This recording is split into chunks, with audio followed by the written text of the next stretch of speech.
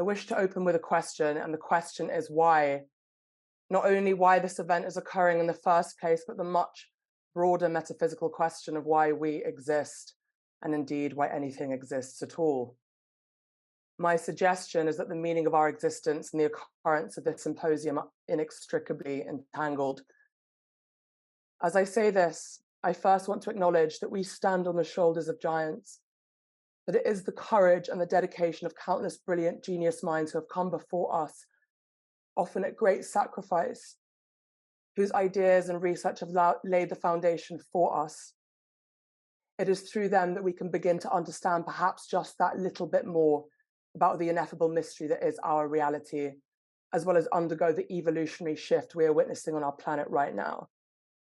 My shout out goes to Plato and Pythagoras, Max Planck and David Bohm, Virginia Woolf, William Blake and T.S. Eliot, to name but a few. In regards to the meaning of our existence, then my postulation is this, and I am sure I'm not the only one here to argue for this, that humanity exists, that consciousness exists, that this universe exists, so that the cosmic mind can come to know itself further, so that the cosmic mind can explore the parameters of its own intelligence and experience the magnificence of its own creativity.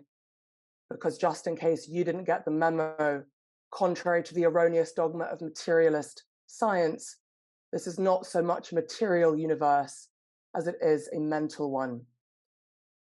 In the words of Shakespeare's Hamlet, there are more things on heaven and earth, Horatio, than are dreamt of in your philosophy. However, there's one thing that we do know for certain about the cosmos. It's that it is evolving, because it is unequivocally evolving towards something. Out of nothing has come stars, galaxies, solar systems, oceans, forests, and mycelial networks. Also, agriculture, language, self-awareness, musical symphonies, and mathematical equations. One of the most important things, however, to have arisen from all of this, although I suspect it was there all along, is, of course, love, the most powerful force in the universe. I think we can all agree that the power of love will be essential in our planetary evolution, and the time for our evolution is now. Yes, the time has finally come for us to unify, to free ourselves from the shackles of patriarchy, materialism, and narcissistic behavior, to realign ourselves with the evolutionary trajectory of the cosmos as it moves towards ever greater complexity and coherence, i.e., ultimate harmony, ultimate connectivity, and ultimate beauty. Those of you who know me will know that beauty is one of my absolute favorite things to talk about. After all, what is this universe if not beautiful? And what would our lives be if it were not for our capacity to perceive beauty? You see, it is not only love that makes our life worth living, but beauty. Indeed, consider that while the expression of true love is always beautiful, an experience of true beauty does not necessarily contain the expression or experience of love. Perhaps then, even more than love, it is beauty that is able to absorb us and transform us and to reinvigorate our weary souls.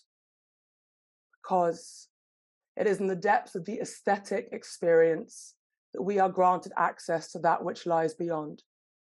It is in those moments of awe and wonder when we gaze up at the starry night sky or walk amidst a circle of standing stones, when we read great poetry or behold the perfection of a rose in bloom. It is in those moments that we seem able to commune with a consciousness far greater than our own. It is in those moments that somehow, no matter what challenges we face, no matter what anguish or grief bears down upon us, that we are able to make sense of the world. Such is the potency and redemptive potentiality of sublime beauty, because it speaks of a deeper order. This matters This matters because in the face of seemingly inexorable suffering, suffering self-created by a species apparently unable to overcome its own selfishness, it is through beauty that we know perfection does exist. That no matter how fragile and messy our lives are, that ineffable beauty still belongs to our existence, and it tells of an evolutionary journey.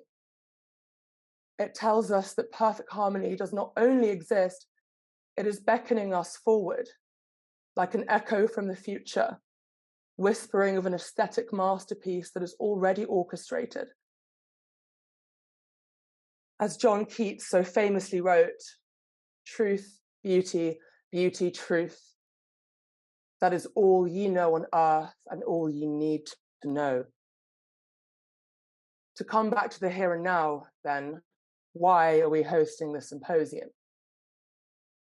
Well, we are hosting it in service of divine beauty and the evolution of planetary consciousness.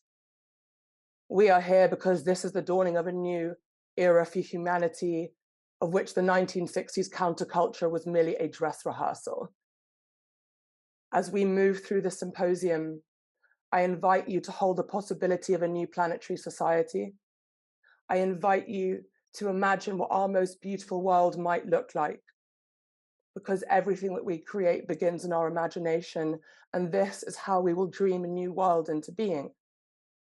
This is what our team member Remo called dragon dreaming, and why the new paradigm navigators wrote a song of the symposium.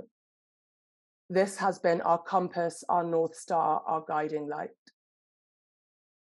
This leads me on to the question, who are the new paradigm navigators? Well, technically we are a subset of the scientific and medical network, but truly we are a band of rebels and renegades, mavericks and dreamers, a faction of spiritual scientists motivated by the desire to change the world. It is my personal belief that nothing happens by chance, and I believe it is not an accident that you are all here right now. I believe that everyone here in attendance today is because they are a weaver of worlds. The reality is we are living in the most critical time in human history. Why? Because of the imminent ecological cataclysm that we face and the threat of societal collapse that may result. We have a meta crisis on our hands, and there is but one solution: the awakening and evolution of human consciousness. Now, to achieve this, we must unify. After all, united we stand and divided we fall. And what they don't realize, whoever they are, is that we are rallying. We are rallying, and there is no possible timeline in which we fail. To quote the 1990s hip-hop band Public Enemy, the real revolution is the evolution of the mind, and if you seek, then you shall find that we all come from the divine, and therein lies the nut. Our task is to help reinitiate the return to divinity, to converge science and spirituality, mathematics and poetry, and to re-enchant ourselves with this end-souled world. The time of scientific materialism as a governing paradigm has come to completion. The time of individualistic, self-serving behavior has come to completion. The time of patriarchal oppression has come to completion.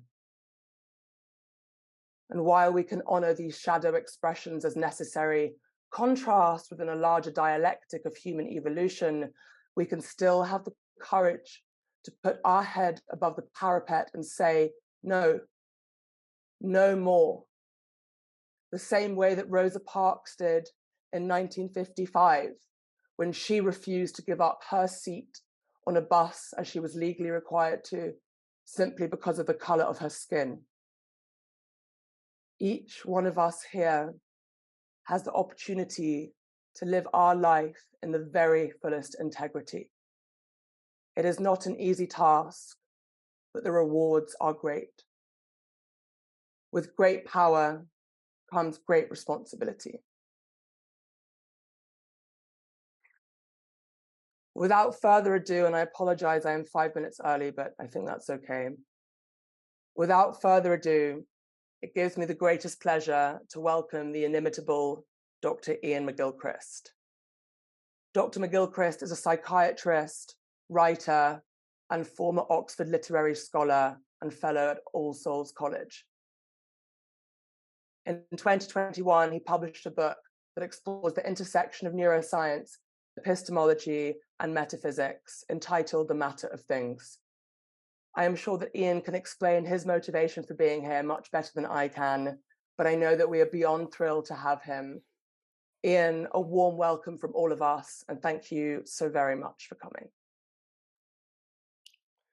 Goodness, thank you very, very much. They were such wonderful words. I'm afraid I feel completely mute. Often I have just unmuted myself, but that doesn't mean anything. I resonate with the passion with which you speak of beauty. And one of the mistakes we might make is thinking that science is not beautiful. In my view, science is a great source of contact with beauty. One of the things that's extraordinary in Darwin is how often, on every other page, in the Descent of Man, he talks of beauty, and beauty is part of the web of life. I, like you, believe that what we are witnessing is the unfolding of the cosmos into individuation that in no way threatens its integral whole. It's just unfolding what was already there into all its beauty. And I think I would say, as you probably would, you would probably agree with me, that the unfolding cosmos is a kind of musical poem. It's not really about the notes. What is a note in itself? It's about all the relations between those notes that makes the piece of music. So it's drawing connections that is creative. And what I would like to suggest is that what science has done till now is not by any means nothing. Very obviously not nothing. Some of it has been unfortunate in the way in which it has been taken up in the popular mind as indicating that living things are simply machines. There is no question that they are very different from machines. Life is very different from any kind of a mechanism. And in a complex system, and each cell in our body is a complex system, we ourselves are complex systems, and the whole cosmos is a complex system. In that complexity, you can always find, if you go down, down, down with your microscope to the tiniest level, you can find a little mechanism. You can find that there is a mechanism and you can interfere with it and you can produce a predictable result most of the time. But that doesn't mean that the whole is a mechanism at all. It is far more rich and complex and beautiful than any mechanism. So what I would suggest is that much as round where I am, although I'm on the surface of a curved spherical planet, the horizon looks pretty much straight. It's not that it's straight here and curved everywhere else. It's always curved, but I'm just looking at a small part of it in which it looks straight. And the systems that science needs to deal with are broad and complex. We need people who can draw together the humanities, who can draw together Keats with physics. We need to have people whose education spreads broadly and who think broadly. There is a place for the specialist. There's a place for the expert on each tiny little piece. Don't get me wrong. I admire people who are able to do that. But we mustn't let that be the whole picture. We must question why things have to be the way that science says they have to be. One way of looking at the history of science, it's not a very generous way of looking at it, is as a history of eternal mistakenness. Because after all, science progresses. And as it progresses, something new takes over from what was believed. We live in an era in which we can see this very clearly. Over the last 100 years or more, physics has completely revolutionized itself, and all sorts of things that science said couldn't happen are now held to happen. The award of the latest Nobel Prize in physics is for the unmistakable the discovery of the unmistakable fact of entanglement. This is something that was not possible 100 years ago in the theory of physics at the time.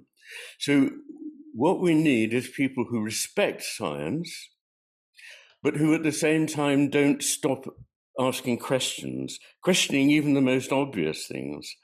In some ways, my own research on the brain and its two hemispheres started from an awareness that in my medical training, although I'd seen many, many brains, and I'd attended many lectures on neurology, nobody had raised the question why the brain was divided. It's asking simple questions that often leads to a shift of perspective, and that shift of perspective can reveal something both new and beautiful. I'd just like to say that I'd support wholeheartedly anyone's efforts to take science out of the box in which it finds itself confined. This is to liberate our own imagination. And don't think that imagination is not important in science. Imagination is central in science. If you read the accounts of the great discoveries of scientists and mathematicians, two things guided them. One was the feeling that there was something there that they couldn't yet put their finger on, and they worked away at it. And then in a moment of rest, in a moment of silence, in a moment of contemplation, or simply putting a foot on the bus coming home from shopping in town, some whole new paradigm came into their minds. So the answer they were seeking didn't come while they were seeking. But they had to do the seeking, otherwise the answer wouldn't come. It's just that it won't come while you're doing the seeking. Wordsworth said this about poetry, that the mind strives to know, and then it's when it hasn't, it stops striving and feels that it's failed, that the poetry comes.